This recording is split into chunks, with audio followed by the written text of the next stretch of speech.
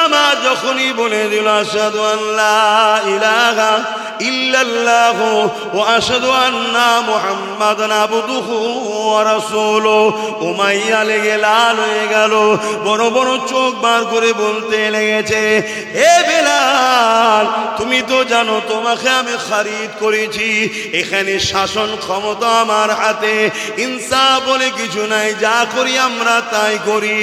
এ বেলাল, তোমার কি ভয় লাগে না? তুমি আবার প্রকাশ্য সাক্ষ্য দিচ্ছ, তুমি এই কথা বন্ধ করে দাও। বেলাল, আল্লাহকে ডাকা বন্ধ করে দাও, নবীকে ডাকা বন্ধ করে দাও। আল্লাহকে মেনে নিয়েছি, নবীকে মেনে নিয়েছি, আল্লাহকে ভালোবাসি, নবীকে ভালোবাসি, এটা বলা বন্ধ করে দাও।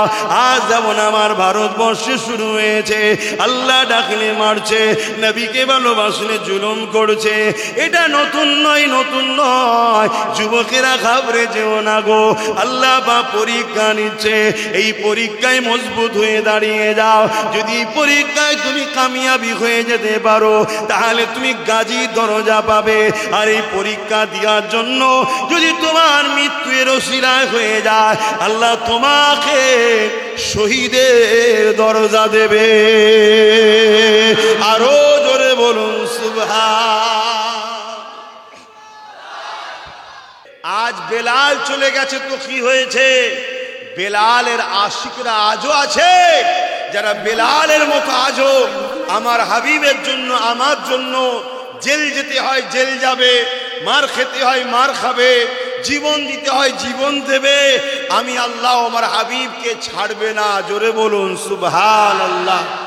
আমরা কি সেই দলের মধ্যে আছি না? নাই।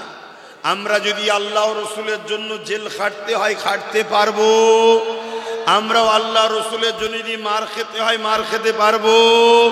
আল্লাহ রসুলকে পিয়ার করার জন্য যদি আমাদের উপরে হত্যা লীলাও চলে, আমরা জানকে দিয়ে হলো আল্লাহ রসুলের জন্যে জীবন কুরবান করতে কারা প্রস্তুত? হাত তুলে সাক্ষী দেন।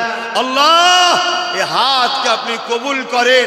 আমাদের ইমানের তাকত, আমাদের ইমানের ক্ষমতা, আমাদের ইমানের মাকাম আল্লাহ আপনি বাড়িয়ে দেন। বেলাল হুজুরের কাতারে, সাহাবাদের কাতারে আমাদেরকেও আপনি কিয়ামতে হাসর নাসর করে নাজাত দেবেন। বলুন আল্লাহুম্মা আমিন। ইয়া রাসূলুল্লাহ, ইয়া রাসূলুল্লাহ, ইয়া রাসূলুল্লাহ।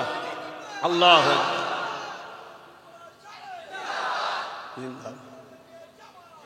ভাইরা আমার, মরতে তো সবাইকে হবে।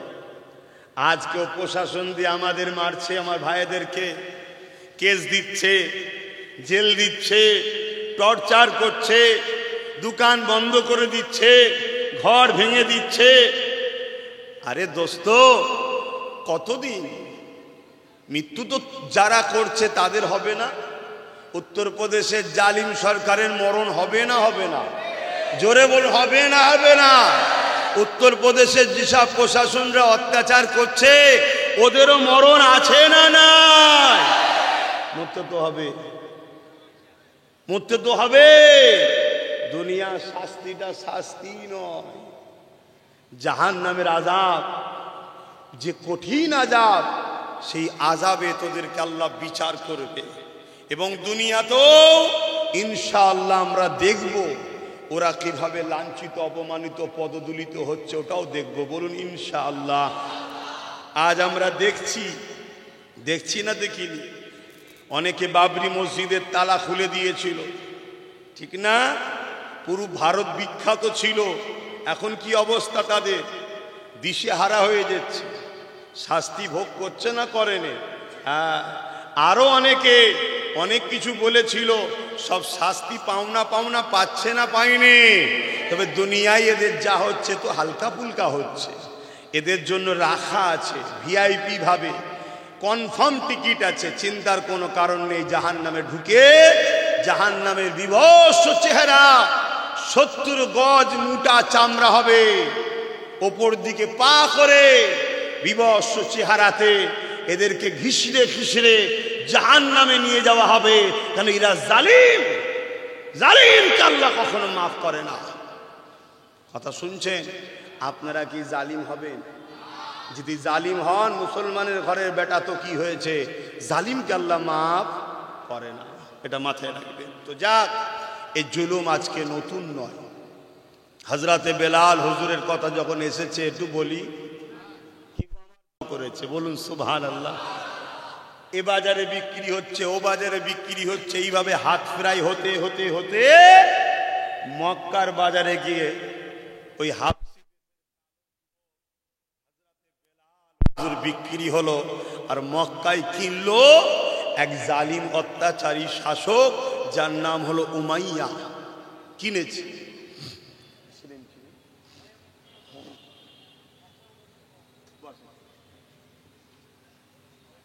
ঠিক আছে, কিনেছে। কিনে নিয়ে গিয়ে পৃথিবীতে যত জালিম, তাদের কোয়ালিটি সব একই ধারা, একই লাইনের লোক তারা। হযরতে বেলাল হুজুরের উপরে অনেক অত্যাচার জুলুম করছে, গোলামির জিন্দেগি বেলাল হুজুর কাটাচ্ছে। পায়ে জুতা নেই, ধুলোবালি মাখা, পরনা জামুয়া ছিঁড়া ফাটা, ধুলো লাগা, উস্কো খুস্কো চুল। আরে গোলামকে যেমন অত্যাচার করা হয় এভাবে অত্যাচার করছে। হযরতে বেলাল হুজুর আসমানের দিকে মাথা তোলে, কেউ কি নাই এই গোলামির জিন্দেগি থেকে আমাদের মুক্তি দেবে? হঠাৎ করে বেলাল হুজুরের কানে চলে গেল, মক্কা জমিনে আব্দুল্লাহ হুজুরের ঘরে আম্মা আমিনার কোলে এমন একটা সন্তান এসেছিল। জুলুম বন্ধ করো, গরিবদের উপরে অত্যাচার বন্ধ করো, বিধবাদের উপরে অত্যাচার বন্ধ করো, নারীদের ঘরে জেন্ত পুঁতে দিয়া বন্ধ করো। নারীদেরকে ভোগের পাত্রী তারা বানিয়ে দিয়েছিল, এখনো বন্ধ তোমরা করো। এইভাবে তিনি ঘোষণা দিচ্ছে অসহায়দের জন্য, মুসলিমদের জন্যে, গরিবদের জন্যে।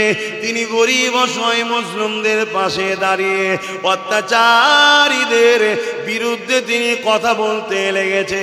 হযরতে বেলাল হুজুরের কানে খবর যখন এলো, তিনি গোপনে গোপনে গিয়ে আল্লাহ নবী নূরের চেহারা দেখে দিবানা হয়ে গিয়ে ইমানে নূরে কালেমা পড়ে আমার রাসূলুল্লাহর কদমে হাজির হয়ে যায়।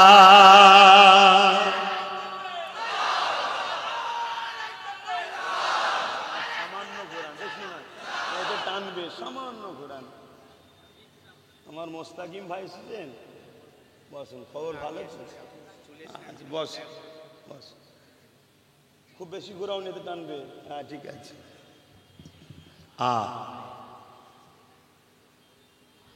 আল্লাহ রসুলকে ভালোবাসবেন বলবেন, আর দুনিয়ায় পরীক্ষা হবেন, এটা হতে পারে ভাই?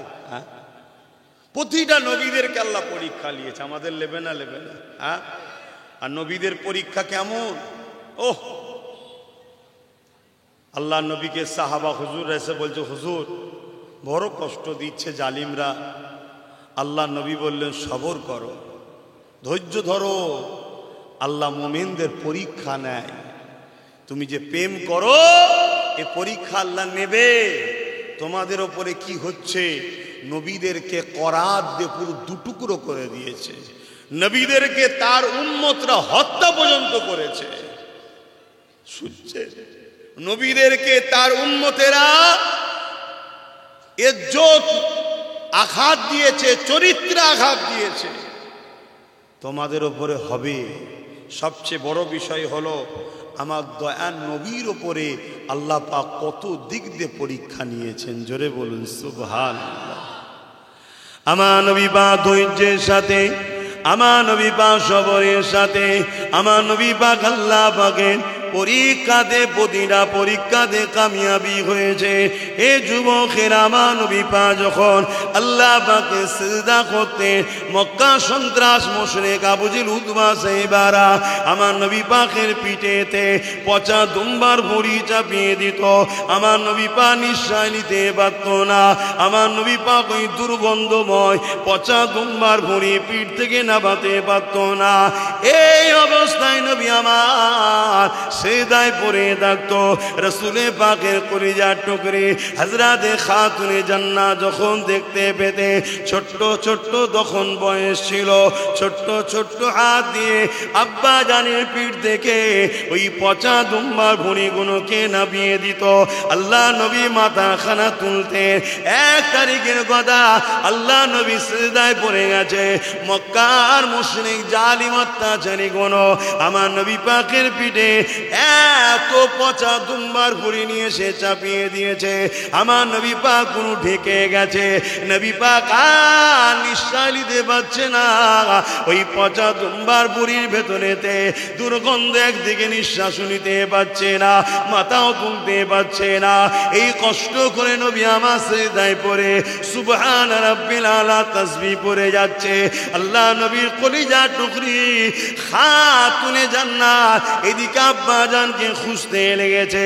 এই সময় যখন ওই জায়গায় এসে হাজির হয়ে যায়, দেখছে মক্কা সন্ত্রাসগুলো বসে বসে ঠাট্টা মজা আনন্দ করতে লেগেছে।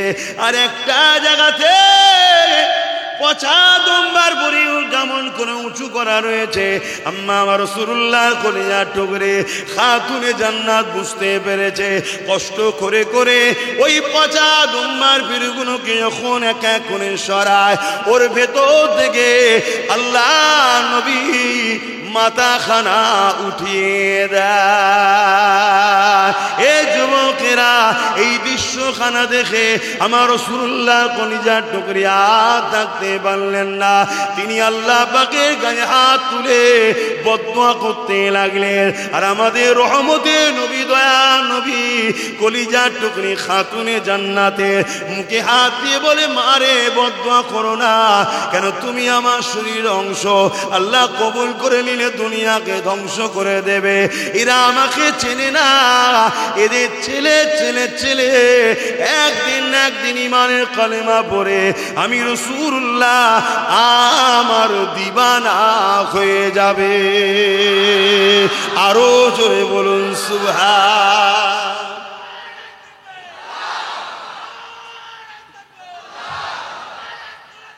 জিন্দাবাদ। সেই দুয়ার ফল তো আজ আপনারা আমরা, তাই তো নাকি গো? কোটি কোটি লোক আজকে নবীর দিবানা। আমডাঙ্গায় নবীর দিবানা আছে না নাই? হ্যাঁ, তবে নামাজ পড়বেন বাপ, রোজা রাখবেন, নবীকে ভালোবাসি বলে আর নামাজ পড়বো না, এ কেমন ভালোবাসা? এটা ইচ্ছা করে কখনো মিস করবেন না নামাজ, এটাকে মনে রাখবেন মাথায়। তো ভাইয়েরা আমার, এইভাবে আমার নবী পাককেও কষ্ট দিয়েছে, নানান দিক দিয়ে দিয়েছে। সময় থাকলে বলছি, হযরতে বেলাল হুজুরের কথা বলছিলাম। শুধু বেলাল হুজুর, প্রত্যেকটা সাহাবা হুজুরকে কষ্ট দিয়েছে। হযরতে সিদ্দিক আকবর রাদিয়াল্লাহু তাআলা আনহু, আমার দাদা হুজুর রহমাতুল্লাহ আলাইহির 35 পোস্টের দাদোজান, তিনাকে মক্কার জালিমরা কম জুলুম করেছে, এত অত্যাচার করেছে, আল্লাহর কাবার জমিনে রক্তাক্ত হয়ে অজ্ঞানে পড়েছিল। তাহলে তোমার আমার উপরে পরীক্ষা হবে না? হবে না? ধৈর্য ধরতে হবে, ধৈর্য ধরতে হবে। হতাশ হয়ে গেলে হবে না। মনে রেখে দিও, আল্লাহ কখনো মুমিন মুমিনাদের ঘরে ছেড়ে দেন না। জোরে বলুন সুবহানাল্লাহ। একটু ঝড় আসে, দূর থেকে মনে হয় গাছটা ভেঙে যাবে রে, এত দুলা দুলছে, এত দুলা দুলছে, কিন্তু আবার ঝড় থেমে যায়, গাছ দাঁড়িয়ে থাকে। এই ঝড়ের হাত থেকে গাছকে যে বাঁচালেন তিনি কে? আরো জোরে বলেন কে? সেই আল্লাহই তো আমাদের বাঁচাবে, কিন্তু একটু ঝড় আসবে। তবে হ্যাঁ, এই ঝড়কে প্রতিহত করারও বুদ্ধি আবার আল্লাহই দিয়েছে। বলুন সুবহানাল্লাহ।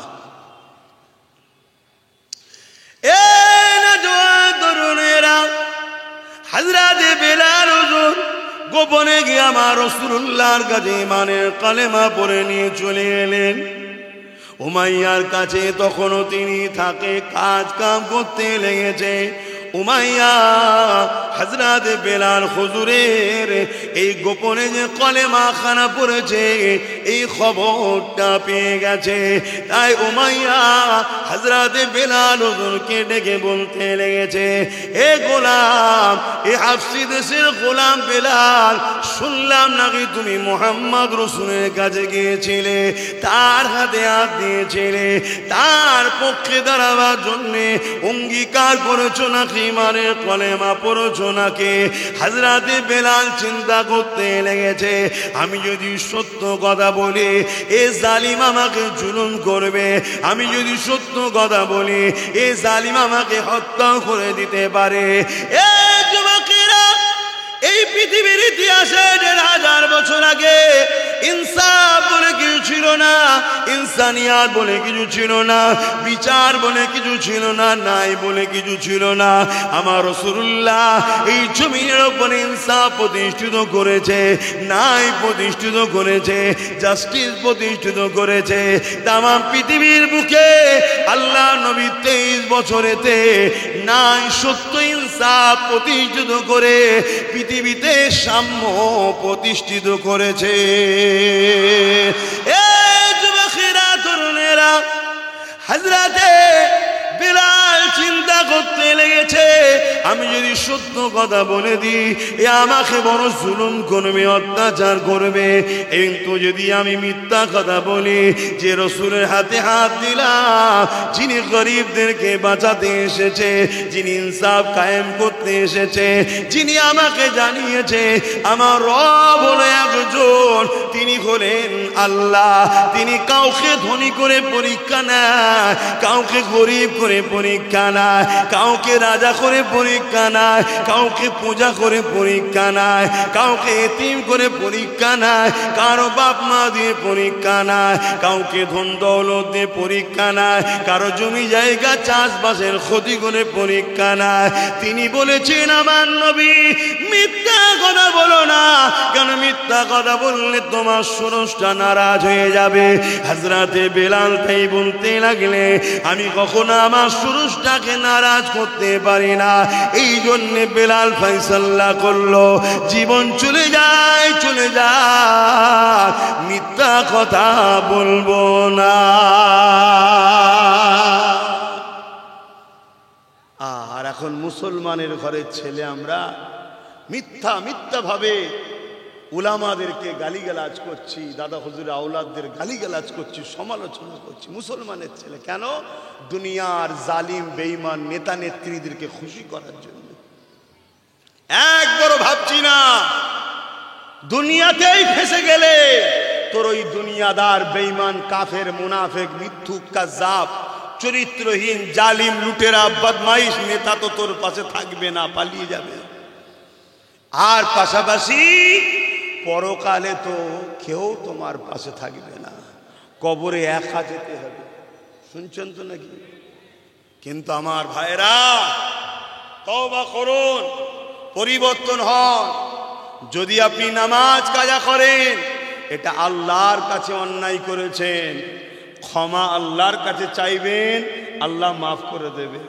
কিন্তু আপনি যদি কোনো গরিবের উপরে জুলুম করেন, কাউকে মিথ্যা কেস দেন, কারো মিথ্যা চরিত্রের উপরে আঘাত দেন, কাউকে মিথ্যা কারো দালাল বলেন, কারো উপরে যদি আপনি আঘাত দেন, মনে রাখবেন যতক্ষণ পর্যন্ত না সে মাফ করে, আল্লাহ মাফ, আল্লাহ মাফ। এই যুবকরা বলো আল্লাহ মাফ করবে না। তাই আব্বাস সিদ্দিকীকে পছন্দ হবে কি জানি না, শরিয়াতটা তো তোমাকে মানতে হবে। হ্যাঁ, অতএব কার পাল্লায় পড়ে আমাদের যুবকরা এত খারাপ হয়ে যাচ্ছ? কার পাল্লায় পড়লে? কোন কাফেরের পাল্লায়, কোন মুনাফিকের পাল্লায়, কোন চরিত্রহীন গুন্ডাদের পাল্লায়, কোন সমাজ বিরোধীদের পাল্লায় তুমি পড়লে? পরে আজকে নবী বংশের আওলাদদের গাল দিচ্ছ। আজ উলামাদের সমালোচনা করছো, যে উলামারা কিনা জুলুমের বিরুদ্ধে কথা বলে। উলামা দুই ধরনের, একটা জুলুমের পক্ষে, একটা জুলুমের বিরুদ্ধে। জুলুমের বিরুদ্ধে যারা, তারা হলো নবীর ওয়ারিস, আল উলামা ওয়ারাসাতুল আম্বিয়া। জোরে বলুন সুবহানাল্লাহ। কেন আমার নবীর মিশনই ছিল অন্যায় জুলুমকে খতম করে এই জমিনের উপরে মানুষ ও জমিনের শান্তি প্রতিষ্ঠিত করা। জোরে বলুন সুবহানাল্লাহ। ভাবো, ভেবে চিন্তে কথা বলো। তুমি যার পাল্লাই পরে করছো তাকে বলো না তুমি করো না বাবা, আমায় জড়াচ্ছ কেন, বলো না। কথা কিছু মাথায় ঢুকছে? কেন তোমাকে ফাঁসানো হচ্ছে, তুমি বুঝতে পারছো না।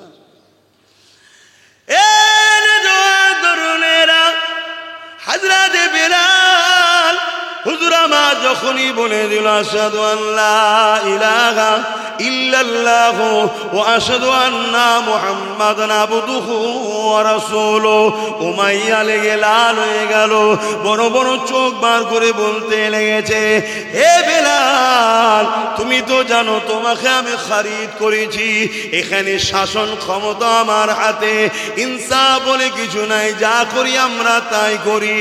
এ বেলাল, তোমার কি ভয় লাগে না? তুমি আবার প্রকাশ্য সাক্ষ্য দিচ্ছ, তুমি এই কথা বন্ধ করে দাও। বেলাল, আল্লাহকে ডাকা বন্ধ করে দাও, নবীকে ডাকা বন্ধ করে দাও। আল্লাহকে মেনে নিয়েছি, নবীকে মেনে নিয়েছি, আল্লাহকে ভালোবাসি, নবীকে ভালোবাসি, এটা বলা বন্ধ করে দাও। আজ যেমন আমার ভারতবর্ষে শুরু হয়েছে, আল্লাহ ডাকলে মারছে, নবীকে ভালোবাসলে জুলুম করছে, এটা নতুন নয়, নতুন নয়। যুবকেরা ঘাবড়ে যেও না গো, আল্লাহ বা পরীক্ষা নিচ্ছে, এই পরীক্ষায় মজবুত হয়ে দাঁড়িয়ে যাও। যদি পরীক্ষায় তুমি কামিয়াবি হয়ে যেতে পারো, তাহলে তুমি গাজী দরজা পাবে। আর এই পরীক্ষা দেওয়ার জন্য যদি তোমার মৃত্যুর ওসিলায় হয়ে যায়, আল্লাহ তোমাকে শহীদের দরজা দেবে। আরো জোরে বলুন সুবহান।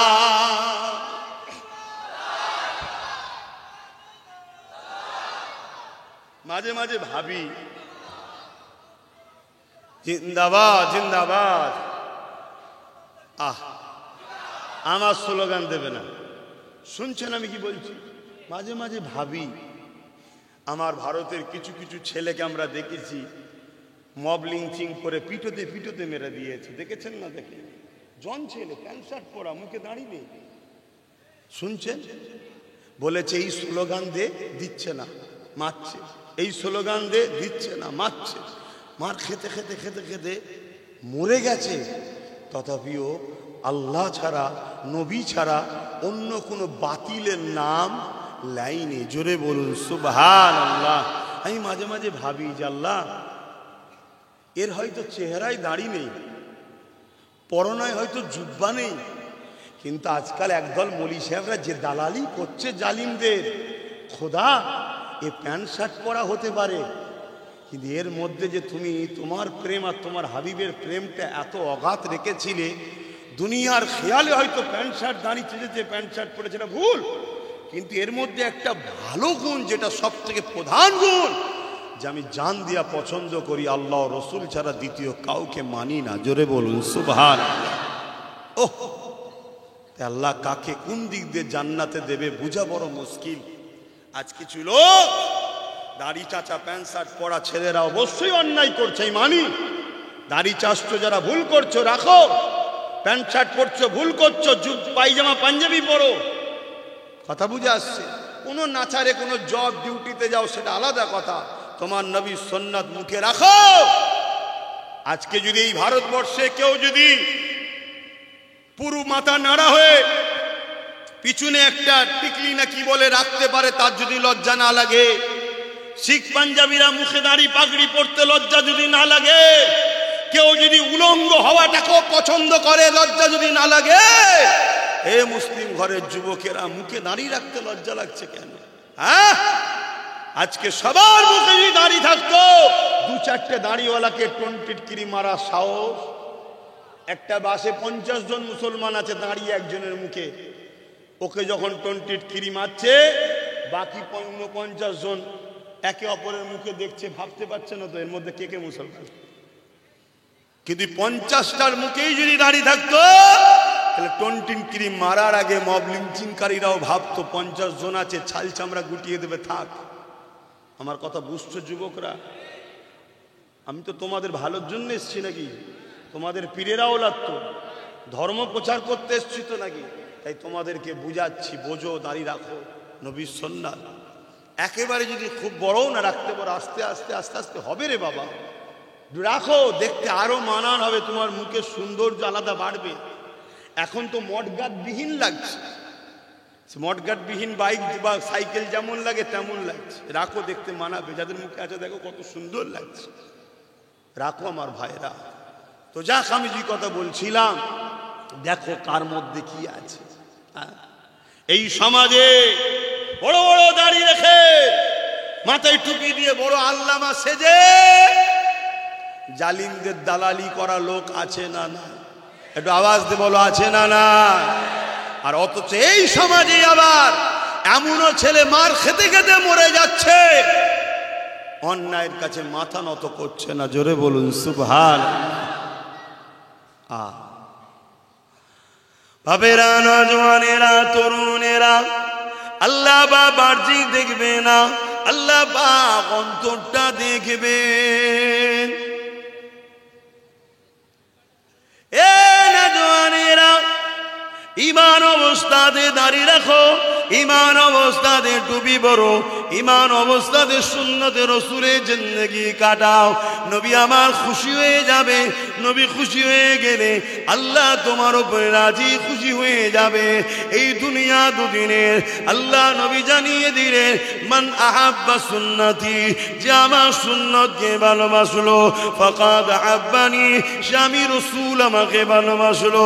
আমরা যে রসুলকে ভালোবাসি, এই ভালোবাসার নমুনা হলো মান আহাব্বা সুন্নতি, নবীর সুন্নাতকে ভালোবাসো, নবীর সুন্নাতে জিন্দেগি করো, নবীর আখলাক চরিত্রে জিন্দেগি করো, তাহলে নবীকে ভালোবাসা হবে। যারা নবীকে ভালোবাসবে, আল্লাহ নবী জানিয়ে দিলে, কানা মাই ফিল জান্নাহ, যারা আমার সঙ্গে আল্লাহর জান্নাতে থাকবে। এ যুবকেরা, হযরত বিলাল হুজুরকে ওই উমাইয়া জালিম চমকাতে লেগেছে। এ উমাইয়া, আমাদের লাতকে মেনে নাও, আমাদের উজ্জাকে মেনে নাও, আমাদের হবলকে মেনে নাও, আল্লাহ ও রাসূলকে ছেড়ে দাও।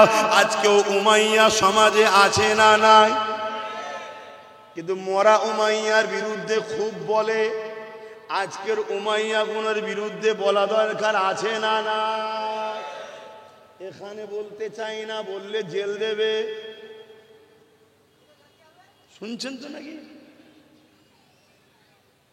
এ নওজওয়ানেরা, অবশ্যই উত্তরপ্রদেশে যে সরকার আছে, সেদিনের উমাইয়ার সঙ্গে এই জালিমকে মিলিয়ে দেখো, এও সেই একই ক্যাটাগরির মধ্যে পড়ছে। এও অত্যাচারী, এও স্বৈরাচারী। এর রাজ্যে নারীরা সুরক্ষিত নয়, উমাইয়ার সময়ও নারীরা সুরক্ষিত নয়। এর রাজ্যে খুন দাঙ্গা আম হয়ে গেছে, এর রাজ্যে ক্রাইম আম হয়ে গেছে। উমাইয়ার সময়ে তো এইরকম অন্যায় অত্যাচার জুলুম হতো। এ যুবকেরা, তরুণেরা, বাপেরা, মনে রেখে দেবে, এমন করে বেলাল হুজুরকে বোঝাতে লেগেছে, এ বেলাল, আল্লাহকে ছেড়ে দে, নবীকে ছেড়ে দে, তোকে আজাদ করে দেবো। আর যদি না ছাড়িস, তোর উপরে অনেক জুলুম করা হবে। হযরত বেলাল বলে দিল, আমার উপরে যতই জুলুম করো না কেন, আমি নিজের জীবন দেওয়া পছন্দ করি, আল্লাহ ও রাসূলকে ছাড়তে রাজি নয়। আল্লাহু আকবার। অসুবিধা হচ্ছে? তাহলে একটু মিলানো দরকার আছে তো নাকি? তাই একটু মিলিয়ে মিলিয়ে বলছি। ইসলাম যদি জালিম শাসকদের বিরুদ্ধে কথা বলার নাম যদি ইসলাম না হতো, তাহলে আল্লাহ কোরআনে ফেরাউনের বিষয়টা শোনাতো না, নমরুদের বিষয়টা শোনাতো না। কেন শোনাচ্ছে? আমরা শিক্ষা পাবো যে মুসা কে ছিলেন আর ফেরাউন কে ছিল, লড়াইটা কিসে ছিল, এগুলো জানা দরকার আছে না? না আজকেও ফেরাউন সমাজে আছে না? না, হ্যাঁ, আছে। তাহলে মরা ফেরাউন বলতে খুব ভালো লাগে, জ্যান্ত ফেরাউনদের বিরুদ্ধে উলামাদেরকে বলতে হবে না হবে না? কিন্তু কিছু উলামা বলছে, সবাই যে বলে না বলবো না, কিছু উলামা বলছে আল্লাহ তাদের নেক হায়াত দিক, জবানে আল্লাহ তাসির দিক, তাদেরকে আল্লাহ আরো কামিয়াবি দিক। বলুন আল্লাহুম্মা আমিন। তবে বেশিরভাগ উলামারাই তো আজকের ফেরাউনদের পিছনেই ঘুরছে। কি গো, কথাটা কি একটু কষ্ট লেগে গেল নাকি? তাহলে সাড়া দিচ্ছেন না কেন? বেশিরভাগ ঘুরছে না ঘরে নে। হ্যাঁ, কেন? আজকের ফেরাউনরা কিছু ভিক্ষা দিচ্ছে, লাও লাও লাও, আর তারা চুপ করে বসে আছে। আই লাভ মুহাম্মদ সাল্লাল্লাহু আলাইহি ওয়াসাল্লাম বলাতে তাদের অসুবিধা হচ্ছে না।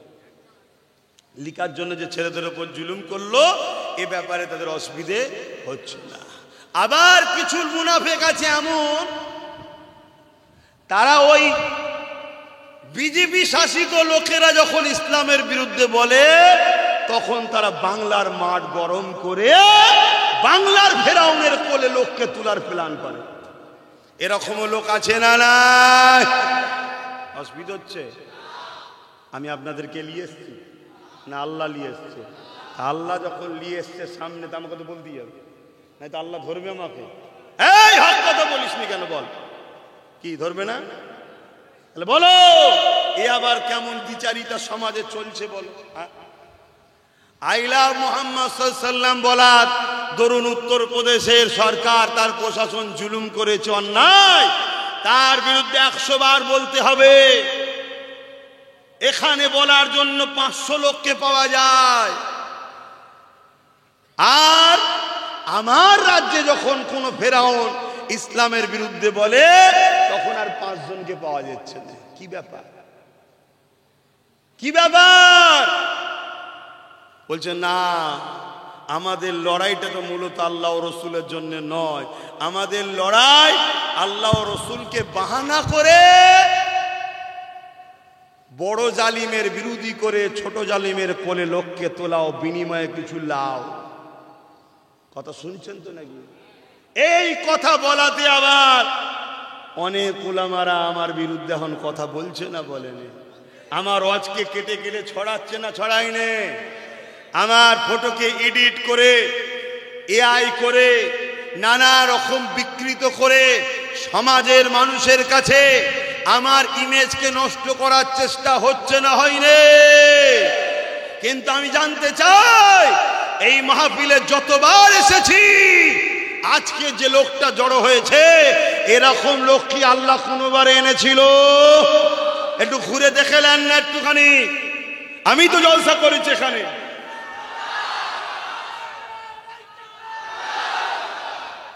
আমি তো এসেছি এখানে, আমি তো নিজে সাক্ষী।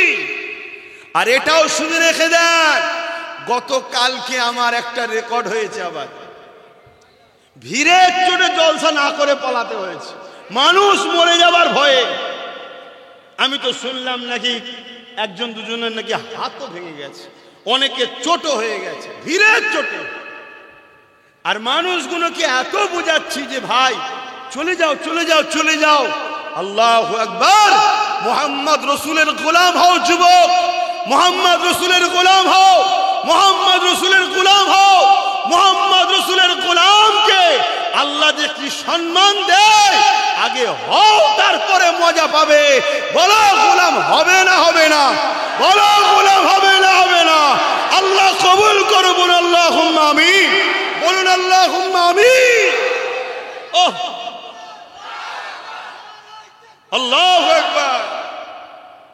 হ্যাঁ, আমাদের মধ্যে ভুল আছে, স্বীকার করছি, কিন্তু আমরা ইসলাম, নবী, কোরআন, আল্লাহ দুশ্মন নয়, আর দুশ্মনদের দালালও নয়। বলুন আলহামদুলিল্লাহ। হয়তো আমাদের থেকে অনেক ভালো বাহ্যিক লোক আছে, সুন্দর দাড়ি আছে, সুন্দর পাগড়ি আছে, সুন্দর টুপি আছে, হয়তো আমাদের থেকে অনেক সুন্দর নামাজও আছে, হয়তো আমাদের থেকে অনেক সুন্দর রোজা আছে, হয়তো আমাদের থেকে অনেক সুন্দর ওয়াজিনও আছে, হয়তো আমাদের থেকে অনেক সুন্দর কিরাতও পড়তে পারে। কিন্তু সব সুন্দর থাকার পরও সে মোহাম্মদ রসুলের দুশ্মনী করে, আল্লাহর দুশ্মনী করে, দিনের দুশ্মনী করে, দিনের দুশ্মনদের দালাল হয়ে যাওয়ার দরুন তার সব সুন্দর বরবাদ হয়েছে। শুনছেন তো নাকি? আর আমাদের ভুল আছে, স্বীকার করছি, আল্লাহ আল্লাহ আমাদের ভুল আছে, স্বীকার করছি, কিন্তু দিল থেকে গাওয়া দিচ্ছে। আপনি তো অন্তরের খবর জানেন, গাওয়াও দিচ্ছি। যারা হকবাদী হবেন তারাও গাওয়া দেবেন যে আমরা গুনাহগার 100% স্বীকার করছি, আল্লাহ আস্তাগফিরুল্লাহ, তওবাও করছি, কিন্তু আল্লাহ আপনার দ্বীন, আপনার কোরআন, আপনার নবীর ও আপনার দুশমনও নয়, আর দুশমনদের দালালও আমরা নয়। ঠিক না বেঠি? একটু হাত তুলে সাক্ষী দেন, ঠিক না বেঠি? হাত লম্বা করে তোলেন। দালাল যখন নয় লজ্জা করছেন কেন? এ হাত সত্য না মিথ্যা? কিন্তু আজকে কি হচ্ছে সমাজে?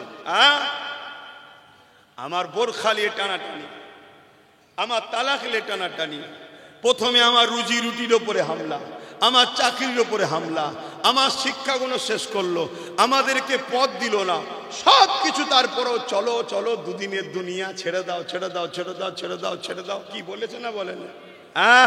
কেন? দুনিয়ার স্বার্থে বলেছে, তাও মেনে নিলাম। ও বাবা, হঠাৎ করে দেখি কেন্দ্রীয় সরকার আইন করছে ওয়াকাফ কালা কানুন। লাস্টে একটু বলবো তো নাকি? অসুবিধা হবে? তাও দেখলাম চলো, আন্দোলন হচ্ছে, কেস হয়েছে। আর কেসটা করেছে কে? বিজেপির দালাল। কে কেস করেছে? বলবেন তো কে কেস করেছে? আজ সমাজের মুসলমান নবীর বংশের আওলাদকে এক ধোঁকাবাজ, চিটিংবাজ, মুনাফিক, ইসলাম বিরোধী মুশরিকের খুশির জন্য নবীর খানদানকে তোমরা অনেকে মুসলিম দাবিদার বিজেপির দালাল বলছে না? বলেন। অথচ কেস করছে কে? সে। কথা মাথায় ঢুকছে? বলো, যারা তোমার নবীর আওলাদদের ঘরে এত বড় কথা বলে, সেই মুনাফিকদের সাথে আমাদের দূরত্ব রাখা দরকার আছে না নাই? চলে আসো, আজকে এই বিষয়ে কেস করছে সে। তারপরেও চলো, দেখলাম উত্তরপ্রদেশে একজন চরিত্রহীন নারী কোন জায়গা আমার নবীর আহলিয়া আম্মাজানকে নিয়ে বিরোধী করেছে না করেনি? ও বাবা, এটা হতে হতে আবার দেখছি আইলা মুহাম্মদ সাল্লাল্লাহু আলাইহি ওয়াসাল্লামের বিরুদ্ধে কাজ করেছে না করেনি? ও বাবা, এটা হতে হতে দেখছি তোমাদেরই একেবারে কান মুতোয় এক মানবরূপী পশু, সে আবার বলছে নাকি ইসলামে নাকি রেপ করা কোনো পাপের বিষয় নয়। নাউজুবিল্লাহ বললেন না? আরো জোরে বল, নাউজুবিল্লাহ বললেন না? অথচ এই গাদ্দারকেও এক সময় মুসলমানরা সাথ দিয়েছে না দেয়নি? এ যখন টিএমসিতে ছিল আজানের বিরুদ্ধে কেস করেছিল না করেনি? এরপরেও মুসলমান সাথ দিচ্ছ। বলো, আল্লাহর আযাব আমাদের উপরে হওয়া দরকার আছে না নাই? এখনো সাবধান হও। এত বড় কথা বললো। ও বাবা, এরপরও দেখা যাচ্ছে কি আমার রাজ্যে আরো একজন নির্মল মাঝি, তার নাম মমতাকে দেখি আল্লাহ বলছে। বলুন নাউজুবিল্লাহ। তাহলে এরা রাজনীতির নামে ফেরাউনের মতো ইসলামের বিরোধী করছে না করেনি? এরা রাজনীতির নামে নমরুদের মতো ইসলামের বিরোধী করছে না করেনি? এরা রাজনীতির নামে এজিদের মতো ইসলামের বিরোধী করছে না করেনি? তাহলে এরা যখন রাজশক্তি দিয়ে আমার মসজিদ মিটাতে চাইবে, আমার ইসলাম মিটাতে চাইবে, আমার আল্লাহকে গালি দেবে, ইসলামের বিরুদ্ধে মিথ্যা কথা বলবে, কাউকে আল্লাহ বানাতে চাইবে, তখন আমার মতো ইসলামের অনুসারীদের ঘরে, ইসলামের প্রচারকদের ঘরে, ধর্মগুরুদের ঘরে, ইসলামের স্কলারদের ঘরে এই সকল ফেরাউনদের বিরুদ্ধে সমাজকে বলে এদের বিরুদ্ধে সজাগ করা দরকার আছে না নাই? হাত তুলে সাক্ষী দেন, আছে না নাই? আছে না নাই? আজ যখন এ কথা বলবো, আবার কিছু মুনাফিক আছে সে কি বলবে? হুজুরের ছেলে এসেছে, জলসা করবে, রাজনীতি করছে কেন? এগুলো হলো সব থেকে আমাদের ঘরের মুনাফিক, এগুলো ঘরের মুনাফিক। অথচ ওই মুনাফিক মুসলমান দাবিদার। ওকে জিজ্ঞেস কর, হারা তোর মমতাকে যখন আল্লাহ বলল তুই প্রতিবাদ করেছিস? করেনি। যখন তোর ইসলামের বিরুদ্ধে কথা বলল, তোর হাতে তো পাওয়ার আছে রে, পুলিশ তো তোর, ওকে তুলে জেলে ভরছিস নি কেন রে? আমার কথায় কষ্ট হচ্ছে আপনাদের? এ কথা বলা কি আমার অপরাধ হচ্ছে? বলেছিল না রাজ্য সরকার যে বিজেপিকে হাত থেকে আপনাদেরকে রক্ষা করতে আমাকে ভোট দেন? এই বলেছে না বলেনি? হ্যাঁ কি না সাক্ষী দেন, হ্যাঁ কি না বলেছে না বলেনি? আজ যখন এই ভাটপাড়ার মানবরূপী পশুটা ইসলামের বিরুদ্ধে এত বড় মিথ্যা কথা বলল, এই বাংলা সরকার একে এখনো জেলে দেয় না কেন? এটা সরকারকে জিজ্ঞেস করা মুসলমান ভোটারদের দরকার আছে না না? বলো। আর যদি বলো যে না ওসব কথা বললে জেলে ভরবো, তাহলে এই গাদ্দার বেঈমান বেঈমান মুনাফিক মুনাফিক আবু জেল ফেরাউনে কেমন মিল দেখছো তো? তাহলে নিজেদের পাওয়ারের দরকার আছে না নাই? এজন্য আব্বাস সিদ্দিকী বুঝাই। দুঃখের বিষয় কি জানেন? ঘর মে আগ লাগি হ্যায় ঘর কি চারাগ সে। ঘরের লোক যখন গাদ্দার হয়, ঘরের লোক যখন মুনাফিক হয়, তখন বাইরের লোক সবাই এসে পিটিয়ে যায়। আমাদের ঘরে গাদ্দার আছে, তোমাদের এলাকায় অনেক গাদ্দার রয়েছে। অনেক গাদ্দারকেও ছবিতে দেখেছি মুসলমান নাম গায়ের ইসলামের ধর্মীয় অনুষ্ঠানে গিয়ে হাজির। কথা শুনছেন না শোনেন নি? এরা মুসলিম সুরাতে, এরা কবে ইসলাম থেকে বেরিয়ে মুনাফিক মুশরিক কাফের হয়ে গেছে? এদের জানাজা পড়া যাবে না। এদেরকে মুসলমান যে বলবে সে কাবিরা গুনাহগার হবে। কেন? সে মিথ্যা কথা বলছে। মিথ্যা কথা হলো গুনার মা। যে আল্লাহর সঙ্গে যেখানে শরীক হয়, গায়রুল্লাহর অনুষ্ঠান যেখানে হয়, সেখানে কোনো ইমানদার মুসলমানের বেটা সেখানে যেতে পারে না, পারে না, পারে না। ঠিক না বেঠিক? অতএব এই গাদ্দারদের তোমরা যদি জিতাও, সাথ দাও, তাহলে তোমাদের উপরে তো আগামী দিন নামের বাপের নাম মায়ের নাম ভোটার তালিকায় থাকলেও তারপরও নাম কাটা যাবে। কেন? তোমাদের গার্জেন নেই। এই শুনছেন না শোনেননি? আর যাদের বাপের নাম মায়ের নাম কারো নাম নেই, তাদের নাম উঠে যাবে। কেন? সব জায়গায় এদের লোক বসে আছে, কম্পিউটার এদের লোক চালাচ্ছে। আমি ভুল বলছি? কথা বলো। এদিকে বলছে হতে দেবো না, এদিকে আবার টাকা খরচ করছে, আবার লোক দিচ্ছে, লাও সব কাজে লাগাও। এই গাদ্দারদের চেনো? আমার এই কথা বলেই কষ্ট হচ্ছে। আপনাদের কাউকে আমি ধরে রেখেছি? কাউকে আমি ধরে এনেছি? আমি আল্লাহর উপরে ভরসা রেখে কথা বলছি। আল্লাহ জড়ো করে দিয়েছে তোমাদেরকে। আমার বাপেরও কৃতিত্ব নেই, আমার দাদুরও কৃতিত্ব নেই এখানে। শুনছেন তো নাকি? অবশ্যই তারা আল্লাহর ওলি দোয়া করে যায়, দোয়ার ফল। কিন্তু সব ক্ষমতার মালিক একজন, তিনি কে? শাহাদত আগল তুলে চিৎকার দিয়ে বলুন কে? আরো জবান খুলে বলুন আল্লাহু আকবার, বলুন আল্লাহু আকবার, আল্লাহু আকবার, আল্লাহু আকবার। আবার আমরা আল্লাহু আকবার। আবার আমরা তাকবীর দিলে কিছু মুসলিম সূরাতে মুনাফিকদের বুকে ব্যথা হয়। যত তাকবীর দিবার কি দরকার? আরে তাকবীরে শুনেছি শয়তান পালায়, মসজিদে আজান দিলে কুকুর ছুটোছুটি করে, আমরা শুনেছি শয়তান পালায়, জিন ভূত বদমাইশ দুষ্টুরা পালায়, অবেলা পশু দেখতে পায় তাই তারা ছুটোছুটি করে। তাকবীর দিলে মুসলমানের ব্যথা হচ্ছে কেন? এই আমার যুবকরা শুনছো তো? হ্যাঁ, তোদের মধ্যে গুনাহ আছে, কিন্তু তোরা কাফের নয়। কেন? তোরা ইসলামের দুশমন নয়, তোরা মুশরিক নয়। শুনছিস তো ভাই?